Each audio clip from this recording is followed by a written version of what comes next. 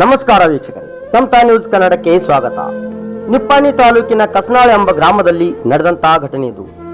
ಕಲುಷಿತ ನೀರು ಕುಡಿದು 30ಕ್ಕೂ ಹೆಚ್ಚು ಜನರಿಗೆ ವಾಂತಿ ಭೇದಿ ಪ್ರಾರಂಭವಾಗಿದೆ.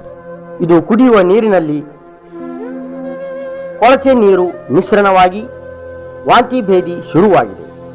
ಗ್ರಾಮದ ಬೋರ್ವೆಲ್ ಮೂಲಕ ನಲ್ಲಿಗೆ ನೀರು ಸರಬರಾಜು ಮಾಡುತ್ತಿದ್ದ ನೀರು ಸರಬರಾಜು ಮಾಡುವ ಪೈಪ್ ಒಡೆದು ಕೊಳಚೆ ನೀರು ಮಿಶ್ರಣವಾಗಿದೆ. ಅಸ್ವಸ್ಥಗೊಂಡ 10ಕ್ಕೂ ಹೆಚ್ಚು ಜನರಿಗೆ ನಿಪ್ಪಾಣಿಯ ಸರ್ಕಾರಿ ಆಸ್ಪತ್ರೆಯಲ್ಲಿ ಚಿಕಿತ್ಸೆ ನೀಡಲಾಗುತ್ತಿದೆ.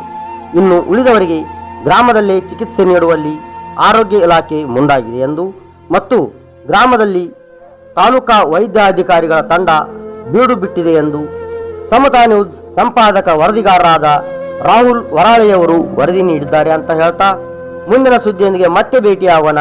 ಅಲ್ಲಿವರೆಗೆ ನೋಡ್ತಾ ಇರಿ ಸಮತಾ ನ್ಯೂಸ್ ಕನ್ನಡವನ್ನ ಮತ್ತು ಸಬ್ಸ್ಕ್ರೈಬ್ ಮಾಡಿ ಅಂತ ಹೇಳ್ತಾ ಮತ್ತೆ ಭೇಟಿಯಾಗೋಣ. ನಮಸ್ಕಾರ.